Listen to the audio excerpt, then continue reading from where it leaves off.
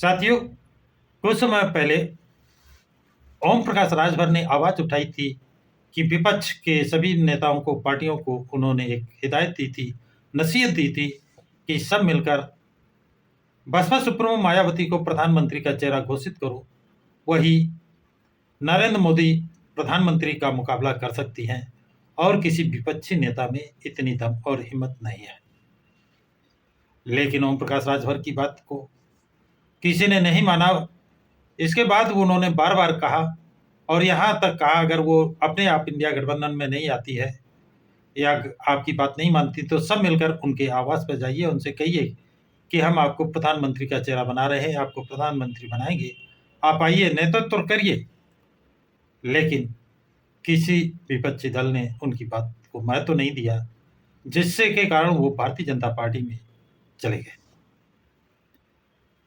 अब समाजवादी पार्टी के एक केशव देव मौर्य, जो 2022 का चुनाव समाजवादी पार्टी के साथ मिलकर लड़े थे और कई दलों ने मिलकर चुनाव लड़ा था और रिजल्ट निकला शून्य। शून्य का मतलब है कि जो दावेदारी कर रहे थे कि हम बहुमत की सरकार बनाएंगे, वो 125 पर सिमट गए। केशव देव मौर्य, ओम प्रकाश राजभर, इस तरह दारा सिंह चौहान, धर्मेंद्र सैनी, आज बहुत से नेता अपनी अपनी पार्टी लेकर के समाजवादी पार्टी के घटक दल से अलग हो गए।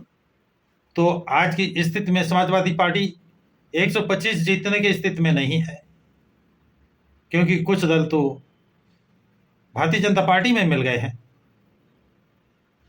और स्वयं केशव देव मौर्य ने लखनऊ में पत्रकार वार्ता में कहा कि अब हमको बसपा को जिताना है।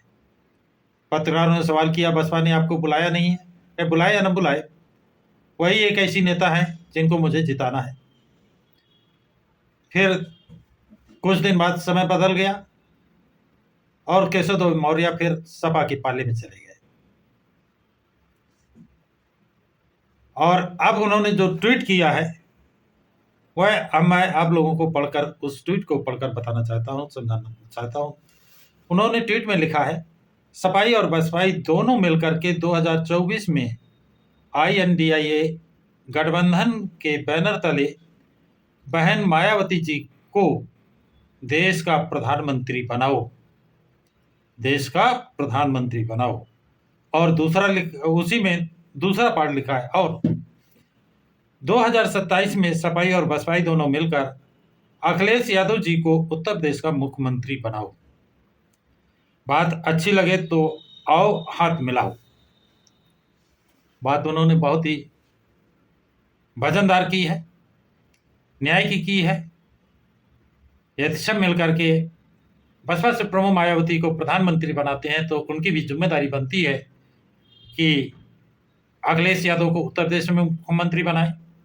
और जो घटक दल है, चाहे वो नीतीश कुमार हो, चाहे ममता बनर्जी हो, भारत के जितने भी दल मिलकर उनका प्रधानमंत्री बनाने में सहयोग करते हैं, सिर्फ अखिलेश को नहीं, सभी को, उनको अच्छे मुख्यमंत्री बनाए और अच्छी हिदायत करें। ये बात मैं अपने व्यक्तिगत रूप से कह सकता हूं कि सभी को मानना चाहिए और इस पर अमल करना चाहिए। इतना ही नहीं, वो ये बात क्यों कह रहे हैं उसका खुलासा वो दूसरे ट्वीट में करते हैं। दूसरा ट्वीट उनका क्या है? बहन जी यानी मायावती जी असली धर्मनिरपेक्ष नेता हैं, जो सभी धर्मों का, सभी वर्गों का सम्मान करती हैं, पाखंडवाद से, अंधविश्वास से मुक्त है, कुशल प्रशासक है। जब बहन जी मुख्यमंत्री थी तो उनके डर से सारे अधिकारी हनुमान चालीसा पढ़ा करते थे। ऐसी काबिल और दूरदर्शी नेता इस देश की प्रधानमंत्री बने। क्यों वो मायावती का नाम प्रधानमंत्री पद के लिए प्रस्तावित कर रहे हैं? उसके लिए वो बताते हैं कि वो धर्मनिरपेक्ष है, पाखंड रहित है और उनका शासन इतना अच्छा, सख्त था कि हर अधिकारी हनुमान चालीसा पढ़ता था मतलब वो जो 10 बजे का टाइम फिक्स है, तो ये नहीं 10:15 बजे, 10:30 बजे, 11 बजे ऑफिस पहुंचे, वो 10 बजे ही पहुंचेगा।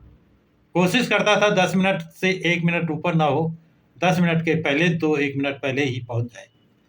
कब कौन वहां पर खुफिया खड़ा हो, खबर हो।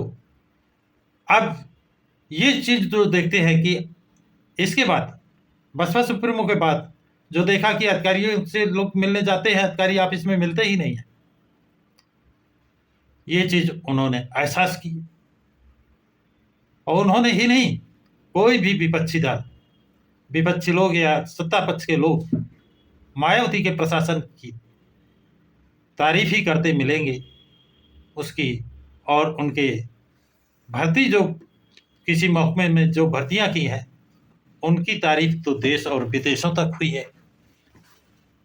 कहीं कोई घपला नहीं हो पाया, कहीं कोई बेईमानी नहीं हो पाई, निष्पक्षता से भर्ती की गई, चाहे पुलिस विभाग में हो, शिक्षा विभाग में हो, किसी विभाग में हो, कोई उंगली नहीं उठा पाया।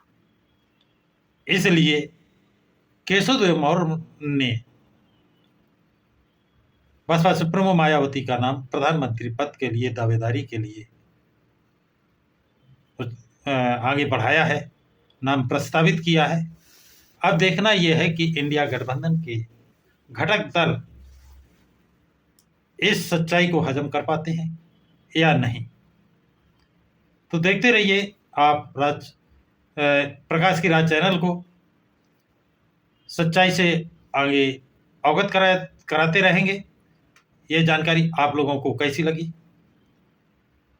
कमेंट्स बॉक्स में जरूर लिखें तथा इस वीडियो को अधिक से अधिक लाइक शेयर सब्सक्राइब जरूर करें।